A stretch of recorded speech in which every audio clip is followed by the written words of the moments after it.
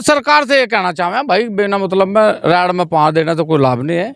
सरकार बना रखी चीन के साथ, अमेरिका के साथ, पाकिस्तान के, बांग्लादेश के, यार वहाँ लड़ो, यहाँ क्यों खामखा लोगों को भिड़ाना चाहें भाई। हम लोग यहाँ ईमानदारी से रह रहे, ना कोई जातिवाद है ना कोई धर्मवाद है।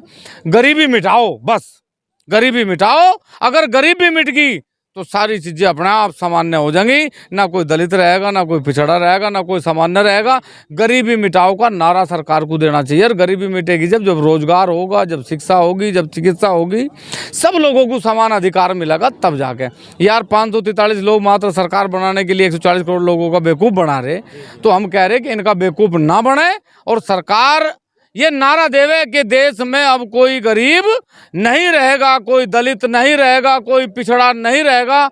ये हमारा संकल्प है कि अब कोई देश में दलित पिछड़ा नहीं रहेगा। इतना अंधा कानून, काला कानून लेकर आइए कि मैं उसका पुरजोर विरोध करता हूं। मैं भारतीय जनता पार्टी का मैं कार्यकर्ता हूं। मैं अपने पद का भी त्याग पत्र समाज के सामने देता हूं। मैं सबसे पहले मेरा क्षत्रिय समाज है दोस्तों, मैं भारतीय जनता पार्टी का गुलाम नहीं हूं।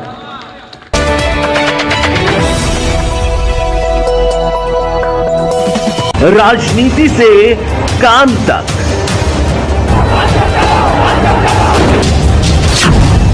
अपराध से अंजाम तक,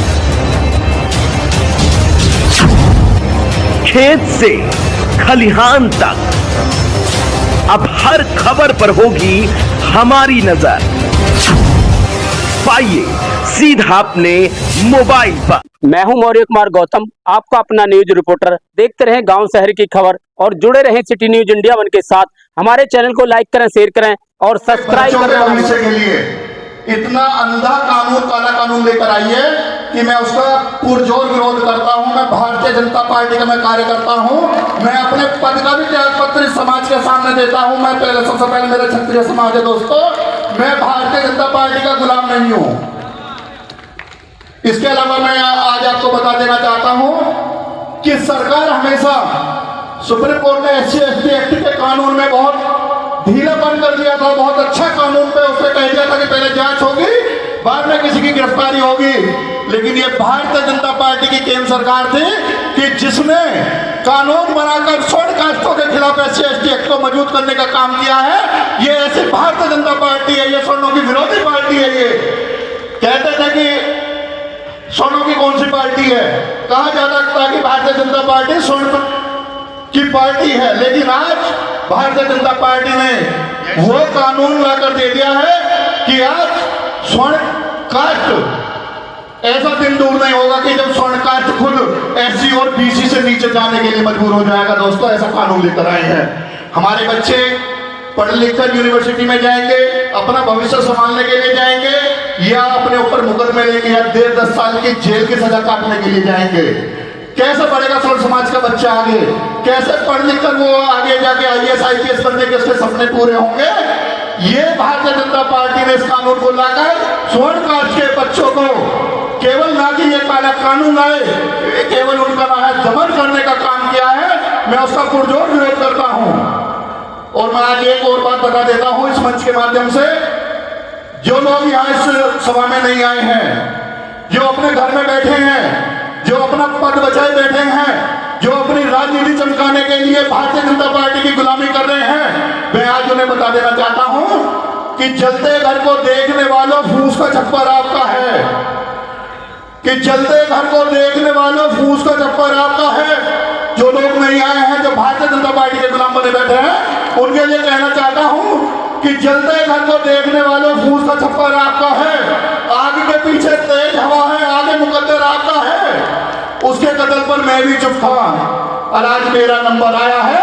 मेरे कदम पर आप भी चुप हो तो अगला नंबर आपका है, अगला नंबर आपका है। जय श्री राम, जय श्री राम, जय। और ये कोई पहली बार नहीं है, कुछ नया नहीं है कि हमारे सर पर थोपा गया। और ये आने वाले समय में भी आपके ऊपर थोपे जाते रहेंगे, क्योंकि एक लड़ने वाला तबका अपनी तलवार छोड़कर बैठ गया। लड़ने वालों ने तलवार छोड़ दी, ज्ञान देने वालों ने ज्ञान देना बंद कर दिया। तो तुम्हारे ऊपर ऐसे नियम कानून लगते रहेंगे। यहाँ पे हमारे बुजुर्ग बैठे हुए, मैं कहूंगा तो बुरी लगेंगी, लेकिन अगर हमारे दादा परदादा जब सील या टाई तब लड़े होते, बोले होते, तो शायद हमारी जमीनें ना जाती। उसके बाद हमारे सर पर आरक्षण थोप दिया गया, फिर भी नहीं बोले, आपने नौकरियां छिनवा दी। उसके बाद SC ST हमारे सर पर लगा दी गई। रास्ते में निकले, किसी को 15 सेकंड घूर लें तो SC ST, उसके सामने थूक दें तो SC ST, जो उसका सरनेम है वो ले दें तो SC ST, जाए तो जाएगा। फिर भी आपने बोले। अब आ गया UGC, और हाल ये हो गया कि अब आपके बच्चे यूनिवर्सिटी तक नहीं जा सकते। अब आपके हाथ से शिक्षा भी गई, और अगर आज भी नहीं लड़े तो समझ लीजिए वो दिन भी दूर नहीं होगा जब कोई सरकार ये नियम कानून लाएगी कि जिन सुरड़ों के पास 2 घर हैं, 1 घर इनको दे दो, और तुम्हें देने पड़ेंगे क्योंकि तुमने लड़ना छोड़ दिया। यहाँ जितने भी युवा साथी बैठे, यहाँ जितने भी सम्मानित लोग हैं, सबकी विचारधाराएं अलग अलग हैं, सब अपने अपने स्तर से सही बोलेंगे, लेकिन मैं सारे युवाओं से यही कहूंगा, जो भी यूनिवर्सिटी में जाए और अगर तुम पर UGC का नियम लग जाए, कोई FIR करे तो 302 में जाना, UGC में मत जाना, याद रखना। अभी इतना खून कमजोर नहीं हुआ, इतना पानी नहीं बना कि सरकार हमारे सर पर कुछ भी डाले और हम मान लेंगे। ईंट से ईंट बजाना जानते हैं, ये तो शुक्र समझो हमारे पुरखों ने थोड़ा सा हाथ थाम रखा। और अब तो UGC के इसके साथ साथ मैं अपने बड़े बुजुर्ग इनसे भी कहूंगा, सबसे सम्मानित लोगों से भी कहूंगा, सभी संगठनों से भी कहूंगा, सभी क्षत्रिय समाज, स्वर्ण समाज से भी कहूंगा कि अब ये आवाज भी उठाओ कि या तो हमारे रजवाड़े वापस दो, हमें तलवार रखने का अधिकार दो, उसके बाद तुम जो मर्जी कानून लगाना हम खुद भुगत लेंगे। समाज की बात आएगी तो पहले समाज को चुनेंगे, धर्म को बाद में, क्योंकि धर्म को बचाने वाले सिर्फ हम है, कोई और नहीं। गाय माता की रक्षा करने वाले, भारत को हिंदू राष्ट्र की मांग करने वाले कोई और नहीं, स्वर्ण समाज के लोग। और उसके बाद भी अगर हमारे ही समाज को टारगेट किया जाएगा तो साइड में धर देंगे सारे झोले और लठ बजाना शुरू कर देंगे उनके जो हमारे समाज के खिलाफ जाएंगे। कोई सी भी पार्टी हो, किसी पार्टी के गुलाम नहीं है, जो बैठे होंगे। और वो लोग भी सुने, सभी ने सुना भी होगा, इस कमेटी में 50% लोग बीजेपी के थे, जिनमें से 30% लोग स्वर्ण समाज के। तो ऐसे गद्दारों को पहले पहचानो, जो अगर समाज के प्रति ऐसा कोई नियम कानून बनना है, उसमें समाज के नेता मौन बैठे देख रहे हैं। सरकार की इसमें इतनी गलती नहीं है जितनी हमारे उन नेताओं की है, जो आज भी मौन बैठे। वो इतने पार्टी के गुलाम हो गए, इतने चाटुकार हो गए कि पार्टी के खिलाफ कुछ बोलना नहीं चाहते। सत्ता 5 साल की है, समाज आजीवन तुम्हारे साथ रहेगा।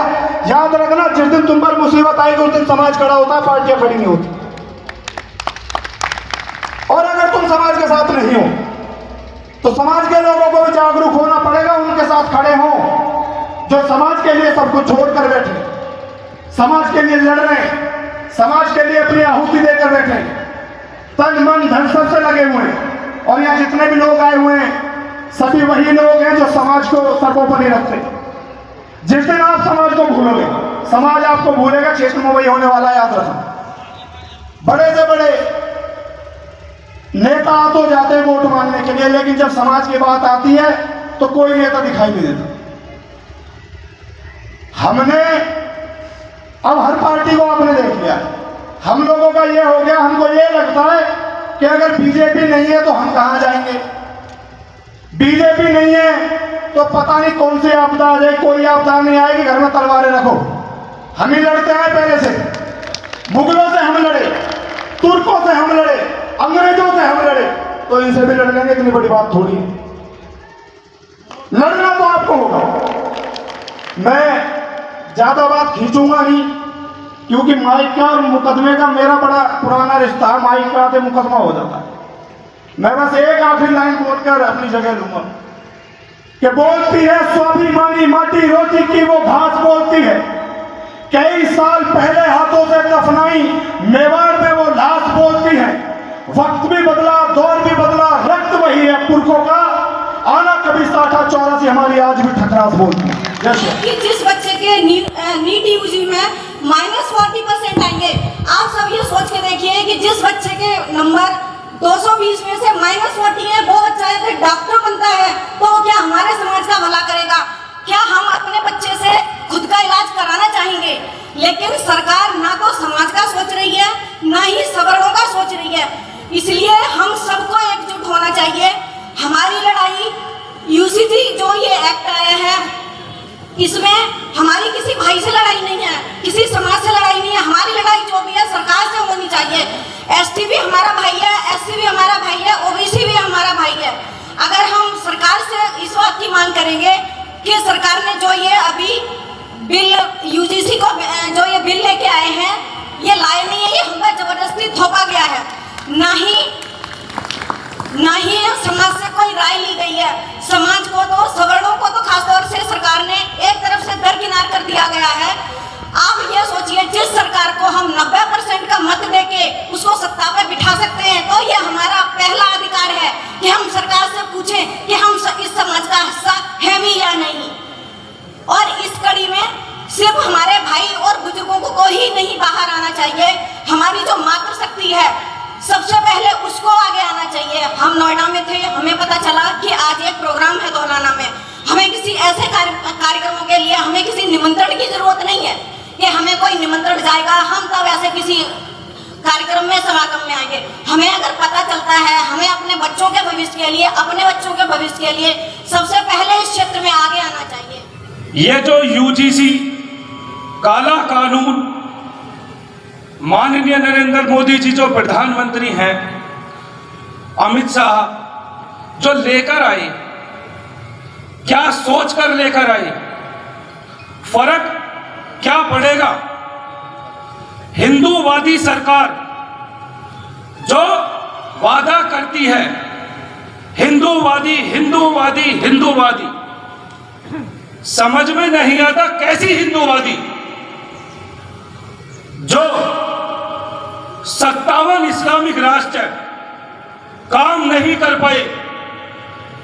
वो दो आदमी एक काला कानून निकालकर हमारी भारत की जनसंख्या को 4147 जातियों को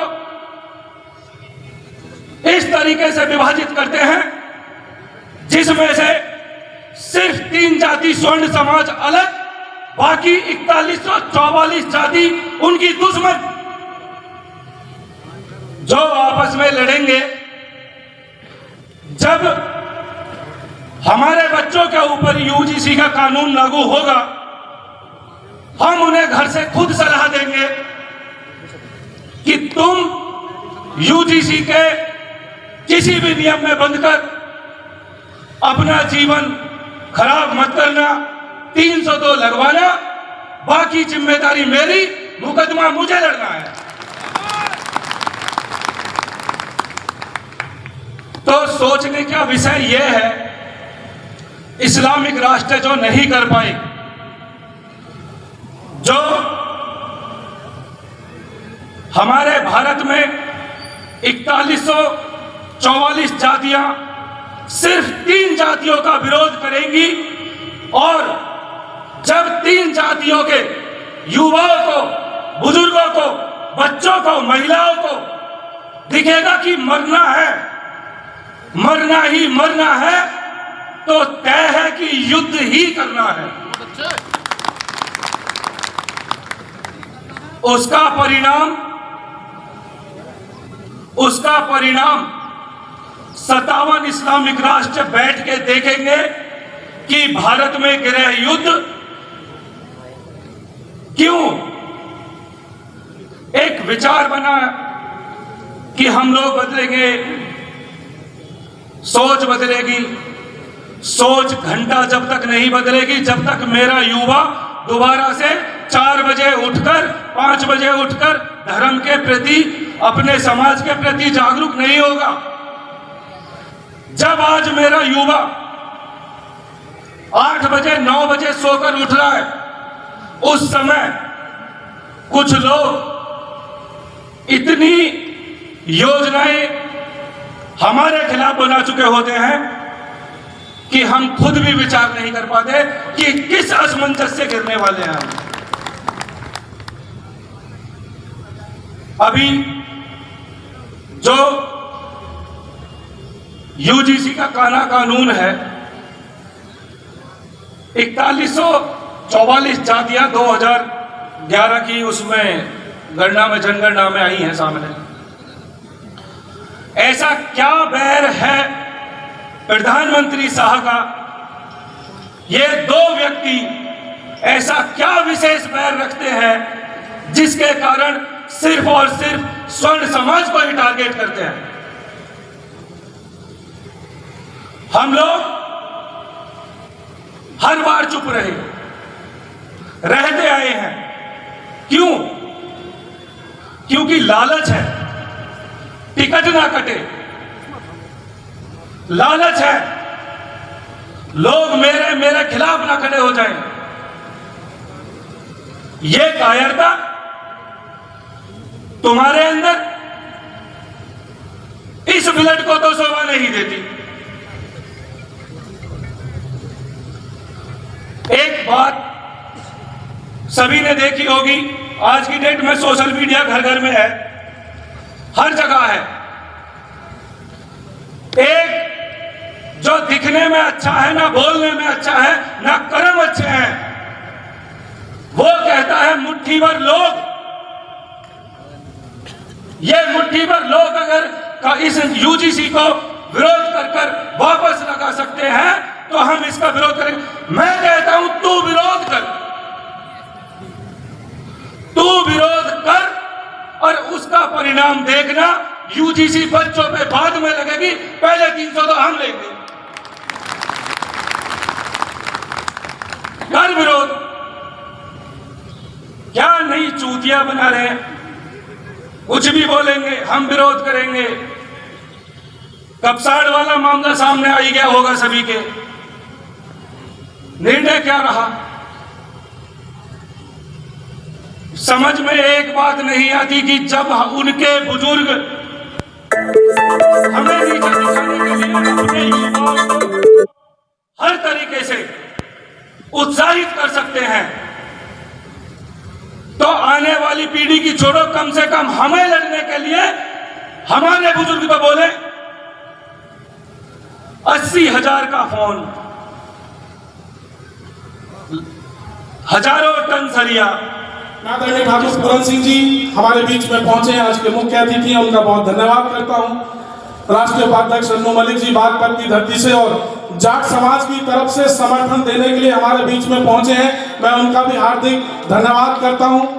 लोकेश राणा जी हमारे मुजफ्फरनगर के बहुत ही संघर्षशील जिलाध्यक्ष हमारे बीच में यहाँ पर पहुंचे हैं, और बनारस की जन्मभूमि पर पैदा होने वाले विनीत चंद्र मिश्रा जो 15 साल से इस सवर्ण समाज की आवाज राष्ट्रवादी प्रताप सेना के साथ चलकर लगातार पूर्वांचल में लड़ रहे हैं, वो भी आपके बीच में यहाँ पहुंचे हैं।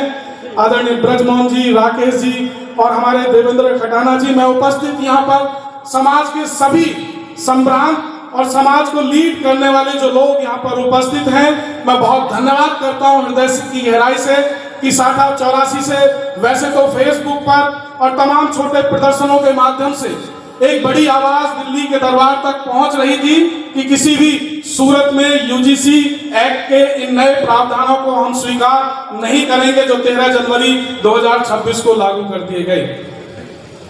एक कहानी भाई गोविंद चौहान जी ने अभी आपके बीच में सुनाई, और यूजीसी एक्ट 13 जनवरी को लागू हुआ। तत्काल एक घटना दिल्ली में घटी, भाजपा के पूर्व पार्षद की बेटी को इसी तरह से एक उल्लू ने अपनी पत्नी बनाने का प्रपोजल पेश कर दिया,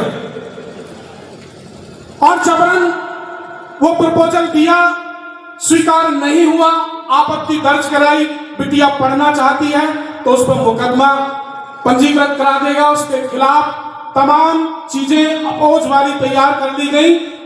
और वो पार्षद साहब इतने परेशान हुए क्योंकि ये पार्टी जो चल रही है, जब इसका कोई सदस्य या कोई पदाधिकारी मुसीबत में आता है तो ये सार्वभौम सत्य है, आप सब जानते हैं। तो पार्टी या तो ये कहती है हमारा सदस्य नहीं है, या तो पल्ला झाड़ लेती है, पर मैंने नहीं देखा कि उसकी मदद में कभी पार्टी खड़े हो पाई हो।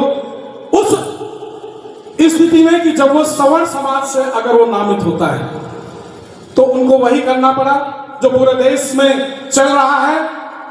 उस परिवार के घुटनों में जाकर अपना सर रखना पड़ा और कहीं ना कहीं पैसे से उस फैसले को खरीदना पड़ा, पैसे देकर उसका फैसला करना पड़ा है। अभी हापुड़ में त्यागी समाज पर और प्रजापति समाज पर SC/ST एक्ट लगा है इसी वीक में। बंधु, यूजीसी एक्ट में 3 तरह की भ्रांतियां इस देश में चल रही हैं। आप लोग आए, गांव में जाकर चर्चा करें। हर व्यक्ति को यह पता होना चाहिए कि यूजीसी एक्ट बनने की बुनियाद कहां से डली, यूजीसी एक्ट वास्तव में बनाया किसने और उसमें नए प्रावधान जो हमारे लिए खतरनाक है वो क्या है। रोहित वेमुला आत्महत्या करता है हैदराबाद के अंदर एक यूनिवर्सिटी कैंपस में। वो आत्महत्या करता है, सुसाइड नोट लिखता है और वो प्रमाणित रूप से लिख देता है कि इसके लिए किसी को भी दोषी ना ठहराया जाए, ये मेरा स्वयं का निर्णय है। लेकिन वो एक वर्ग विशेष से था। दिल्ली राजधानी में शांति थी, उद्दंडता लाने के लिए, गर्मी लाने के लिए राजनीति में कोई मुद्दा राहुल गांधी ढूंढ रहे थे। अचानक उनकी नजर पड़ी, दिल्ली से दौड़ पड़े, कैंपस में पहुंच गए और उस व्यक्तिगत सुसाइड को राजनीतिक एजेंडा बनाकर इस देश को दहलाने की कोशिश शुरू हो गई। बात वही नहीं रुकी। मोदी जी ने भी भारत की संसद में जानने की कोशिश नहीं की कि सच्चाई क्या है। उन्होंने भी भारत की संसद में रोना शुरू कर दिया और हालत यह बनी कि रोहित वेमुला का वो केस इतना बड़ा हो गया जिस तरह से चंपा हाथरस का मीडिया ट्रायल के माध्यम से हुआ। सुप्रीम कोर्ट को गाइडलाइंस जारी करने की नसीहत देनी पड़ी, लेकिन सुप्रीम कोर्ट ने गाइडलाइंस जारी करने की बात की थी, इस तरह का घिनौना कानून बनाने की बात नहीं की। हम पूछना चाहते हैं कि उसी रोहित वेमुला के केस में पुलिस ने जो क्लोजर रिपोर्ट लगाई, 1.5 साल के अंदर पुलिस ने इस बात को प्रमाणित किया कि कोई साक्ष्य नहीं मिलता है कि रोहित वेमुला के साथ किसी तरह का जाति भेदभाव हुआ, प्रताड़ित किया गया हो या आत्महत्या करने के लिए मजबूर किया गया हो। आत्महत्या कोई भी कर सकता है, किसने ठेकेदारी ले रखी है और जो सुसाइड नोट लिख के कर रहा है, फिर क्यों समाज को बदनाम करने की कोशिश की जा रही है। लेकिन राजनीति करने के लिए इन्हें झूठे विषयों की जरूरत होती है। बंधु, 2012 में इस देश में पहली बार यूजीसी एक्ट लागू हुआ, लेकिन उसमें एक प्रावधान था, केवल SC/ST समाज को एक छाता दिया गया, शामिल किया गया और झूठी शिकायत करने वाले के खिलाफ भी कार्रवाई की व्यवस्था उसमें की गई जो जरूरी है, जिससे छात्रों में झूठी शिकायत करने का चलन ना आए। लेकिन ये जो वर्तमान एक्ट आया है, इसकी कोई डिमांड नहीं हुई। संसदीय समिति पर जो डाला जा रहा है उसने इस तरह की रिकमेंडेशन नहीं दी है। यूजीसी को जो बदनाम किया जा रहा है, यूजीसी के द्वारा बनाया हुआ यह कानून नहीं है, क्योंकि यूजीसी के पास 1.5 साल से कोई चेयरमैन नहीं है। सुप्रीम कोर्ट का बदनाम किया जा रहा है कि सुप्रीम कोर्ट के कहने पर यह कानून बनाया। तो मैं पूछना चाहता हूं कि सुप्रीम कोर्ट ने डॉरी एक्ट में संशोधन की बात करी, आपने मानी? सुप्रीम कोर्ट ने SC/ST एक्ट में संशोधन की बात करी, आपने मानी?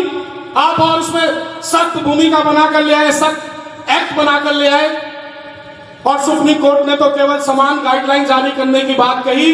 आप तो इसमें भेदभावपूर्ण कानून ले आए और इसमें कितनी सख्त कार्रवाई का इशारा आप समझ सकते हैं कि झूठी शिकायत करने के वाले के खिलाफ कोई एक्शन नहीं होगा। कोई बच्चा किसी को फंसाना चाहता है और अपनी आइडेंटिटी को छुपा कर रखना चाहता है तो वो प्रावधान भी इसमें है। श्याम सिंह को यह पता ही नहीं चलेगा कि तेरी शिकायत किसने करी, तेरी सजा कैसे तय हो गई, वो प्रावधान इसमें है। और बंधुओं, यूजीसी ने लागू होने के बाद इसमें जो सर्कुलर जारी किया है, शिकायत होने के 24 घंटे के अंदर मामला दर्ज होगा, 15 दिन के अंदर मामले का निपटारा और सजा तय हो जाएगी। अगर ऐसा नहीं होता है तो वीसी और प्रिंसिपल के खिलाफ एक्शन का प्रावधान है, कॉलेज और यूनिवर्सिटी की मान्यता खत्म करने का प्रावधान है, डिग्री देने की शक्ति छीन लेने का प्रावधान है। आप इतने लोग पढ़े लिखे बैठे हैं, समाज के प्रतिनिधि बैठे हैं, आप समझिए कोई वीसी या कोई प्रिंसिपल अपने गले में रस्सी डलवाएगा किसी को संतुष्ट करने के लिए? अगर उसे गलत भी फंसाना उनको पड़ रहा है, लेकिन शिकायतकर्ता को संतुष्ट करना है, तो वीसी और प्रिंसिपल अपने गले में फंदा नहीं डालेंगे। वो निर्दोष को फंसाकर उसकी टीसी काट देंगे, उसे जेल भिजवा देंगे, उसका पनिशमेंट सुनिश्चित करा देंगे। उस कानून को वो केंद्र सरकार लेकर आई है जिस पर देश क्या सोच रहा था कि 21 सदी में इस देश को ले जाएगी, 2047 का विकसित भारत बनाएगी। जातिविहीन समाज का सपना दिखाने की बात कर रहे हैं और जाति संघर्ष विद्यार्थियों के बीच भी उस मुकाम पर लेकर आ रहे हैं जिसकी कल्पना हम लोग नहीं कर सकते हैं। ठाकुर पूरन सिंह जी बैठे हैं, हम उनको सुनेंगे। मैं तो इतना ही कहना चाहता हूं और आपसे सहमति लेना चाहता हूं, इसमें बड़ी रणनीति हम लोग बना रहे हैं। यूजीसी एक्ट को तो वापस करा कर ही छोड़ेंगे। अभी सुप्रीम कोर्ट ने स्टे किया है और जानबूझकर तारीख 2 महीना 19 मार्च की लगवाई गई है, जिससे इस देश में माहौल शांत हो जाए, ठंडा हो जाए आंदोलन, क्योंकि वो जानते हैं कि ये सामान्य वर्ग के लोग त्वरित घाव में तो बहुत बड़ा आंदोलन कर लेते हैं, जैसे नीरज कांड में शाखा 84 ने देखा था। लेकिन ठंडे होने के बाद दोबारा इन्हें गर्म करने में फिर वास्तव में पसीने बहाने पड़ते हैं। इसलिए 19 मार्च की तारीख सुनवाई की लगी है, जबकि इसमें प्रतिदिन सुनवाई होकर अगले 10 दिन के अंदर निर्णय होना चाहिए था। इसलिए बंधुओं, समझ, एक नजर अपने काम पर, एक नजर दिल्ली की गद्दी पर रखने का समय आ गया, जो चौधरी चरण सिंह जी ने अपने समाज को इशारा किया था।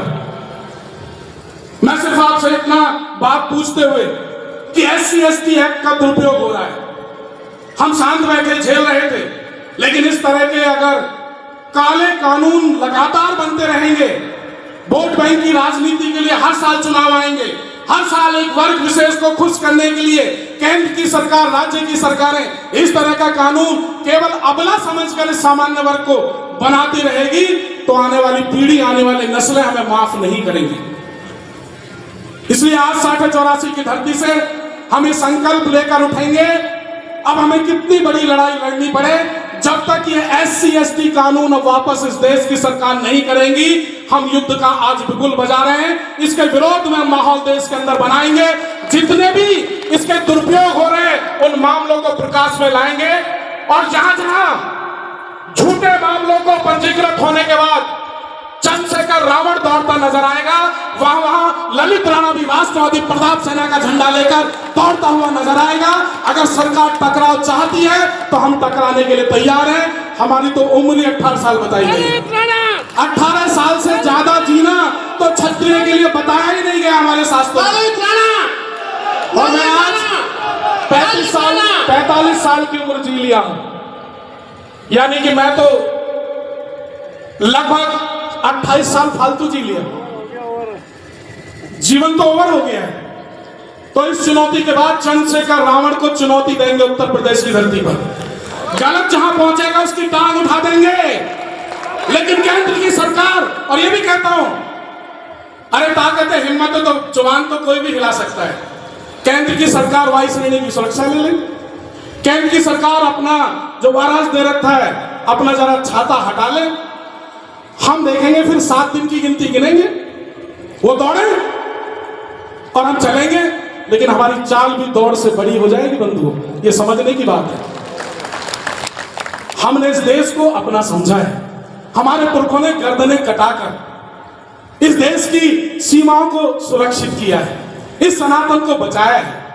जिस रामजी लाल सुमन ने मात्र वोट बैंक के लिए जुबान को हिला दिया और ऐसे शख्सियत, ऐसे योद्धा के खिलाफ उस सदन में बोल गया जिसने 100 युद्ध लड़े, 100 युद्ध जीते, जिसकी आंतें निकल के बाहर आ गई और कपड़े से बांधकर आंतों को युद्ध के मैदान में लड़ने वाले उस राणा सांगा पर सवाल जिस दिन उठाता और एक हाथ, एक मुट्ठी बंद नहीं हुई हमारे किसी सांसद की, ये हमारे लिए उस दिन काला दिन था। और ऐसे काले अध्याय हमें आगे जुड़ने नहीं देने। और जो बात विनीत मिश्रा जी यहां से कह के गए हैं, अब वो समय आ गया है कि बल और बुद्धि एक साथ जुड़कर काम करेगी।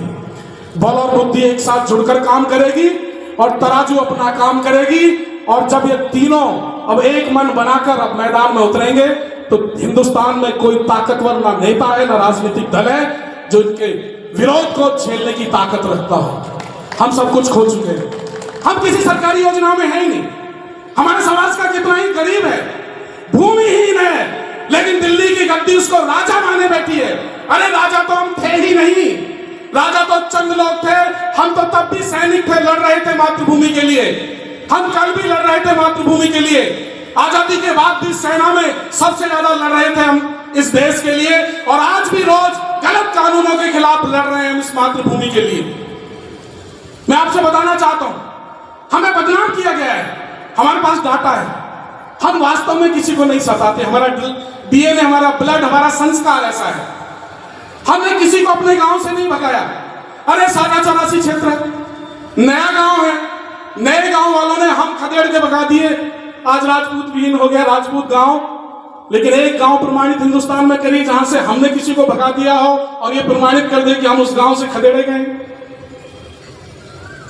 हमारा नीरज मारा गया, हमने बदला लिया। हमारा सुमित महाराणा प्रताप जयंती शोभा यात्रा से खींचकर एक वर्ग विशेष द्वारा मार दिया गया, हमने बदला लिया। नौगांव मथुरा के अंदर वाल्मीकि लड़की को बचाने के लिए ठाकुर लड़के ने प्रयास किया, उसे चाकू से गोद के मार दिया गया, हमने बदला लिया। ऐसे 1000 उदाहरण यहां से गिनवा सकता हूं। हमने बदला नहीं लिया क्योंकि सर्व समाज को हम मानते हैं, हमारे सखा हैं, हमारे पुरखों ने संरक्षण दिया है। अरे आज तुम योजनाओं के माध्यम से हमसे पैसा लेकर फ्री बांटने की योजनाएं ला सकते हो। 40 साल पीछे परवरिश करने वाले हमारे पुरखे थे जो इन्हें काम भी दे रहे थे, सम्मान भी दे रहे थे। उस इतिहास को भी ईमानदारी से पढ़ने और जानने की जरूरत है। तब हमने संकल्प लिया है और अब हम लड़ेंगे, क्योंकि SC ST का इतना दुरुपयोग बढ़ रहा है। और सबसे ज्यादा ये जो दुरुपयोग है OBC समाज पर है, जो सरकारी आंकड़े 86%। इससे द्वेष भाव बढ़ रहा है, सामाजिक समरसता बिगड़ रही है। आज गांवों में सब लोग सबके साथ बढ़ रहे हैं, हम एक शक्तिशाली भारत की तरफ बढ़ रहे हैं, लेकिन राजनीतिक दल अपनी रोटियां सेकने के लिए संघर्ष को दोबारा लौटा रही है, संघर्ष को जन्म दे रही है। चंद लोग जो आगे बढ़ गए किसी भी वर्ग में आरक्षण लेकर, वो अपने निचले वालों को आगे नहीं बढ़ने दे रहे, इसलिए वो क्रीमी लेयर की बात नहीं आने दे रहे, उसका कानून नहीं बनने दे रहे। ऐसे तो 1000 साल तक भी वो जो वर्ग पीछे छूट गया वो ऊपर आ ही नहीं पाएगा। आज कितनी कसक है हमारे बच्चों में, रात और दिन मेहनत करके, कलम घिसके, वो कैसे कैसे माँ बाप पेट पर पट्टी बांधकर, जमीन बेचकर, गिरवी रखकर वो पढ़ा रहे हैं। हमें पूरी फीस देनी पड़ रही है, हमें पूरा परीक्षा शुल्क देना पड़ रहा है, हमें हाइट भी ज्यादा देनी पड़ रही है, हमें चेस्ट भी ज्यादा देनी पड़ रही है, हमें कम आयु में बाहर कर दिया जा रहा है। लेकिन नंबर 100% लाने पर हम जैसे तैसे यूनिवर्सिटी में एडमिशन पा रहा है हमारा बेटा या बेटी, उसके बाद भी इन्हें पच नहीं रहा है। -40% पर डॉक्टर खड़ा करने की बात ले आए वोट बैंक की राजनीति, -40% पर पूरे विश्व में क्या संदेश जा रहा है? कैसे विश्व का कोई आदमी भारत के डॉक्टर को सम्मान दे देगा? आखिर केवल अपना ताज बचाने के लिए देश के साथ गद्दारी, देश की योग्यता के साथ गद्दारी, देश का हर योग्य आदमी पलायन करे, सामान्य वर्ग का हर व्यक्ति विदेशों में पढ़ा लेगा, या देश का शिक्षा मंत्री ये कहे कि इस एक्ट का हम दुरुपयोग नहीं होने देंगे, और जिसकी बेटी न्यूयॉर्क में LLM कर रही हो 4.5 करोड़ों पर छाता खड़ा कर देंगे बेगुनाही का। तब आपके बीच में ये विचार है, इसके लिए हम सबको लड़ना है। आपने देख लिया है कि आपके लिए काउंटर करने वाला भारत के किसी सदन में एक भी विधायक और सांसद नहीं है। हम अभागे हैं, इसलिए अब इस काउंटिंग को खत्म कर दीजिए कि हमारे 100 सांसद संसद में हैं, हमारे 150 विधानसभा में हैं। हम लोग गलत फहमी में जी रहे हैं, हम इस भ्रम को तोड़ दें। आज से हम ये कहना शुरू कर दें, हमारे 0 सांसद संसद में हैं, हमारे 0 विधायक विधानसभा में हैं, वो हमें खाने को नहीं दे रहे।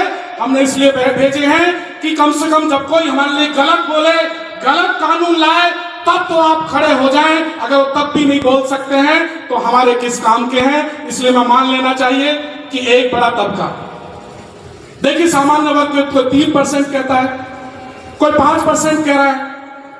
मैं कहना चाहता हूं पूरा पाटीदार समाज गुजरात के अंदर, पूरा मराठा महाराष्ट्र के अंदर, पूरा ब्राह्मण समाज, पूरा राजपूत समाज, पूरा वैश्य समाज, पूरा कायस्थ समाज, एक बड़ा तबका राजपूत मुस्लिम समाज, पूरा जैन समाज, ये साउथ में 1000 टाइटल के लोग अपने समाज के हैं।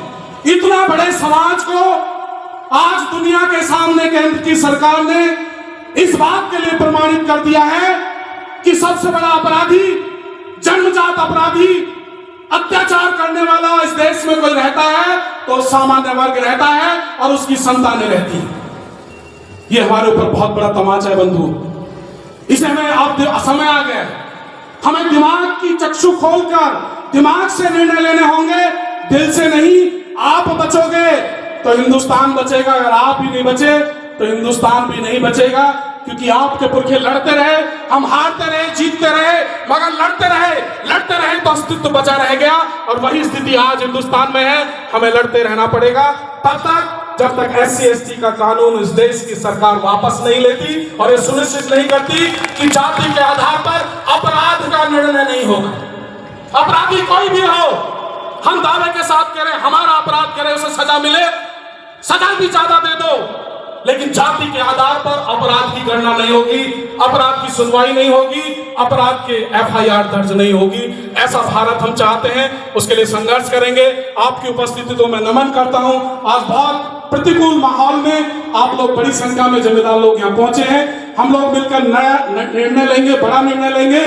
ठाकुर पूरन सिंह जैसी शख्सियत आपके साथ है और विनीत मिश्रा जैसे एडवोकेट और तमाम वो समाज अब जान गया, खड़ा हो रहा है और अपने मुकाम तक पहुंचेंगे। आने वाली पीढ़ी को उसका सम्मान दिलाएंगे। बहुत बहुत धन्यवाद।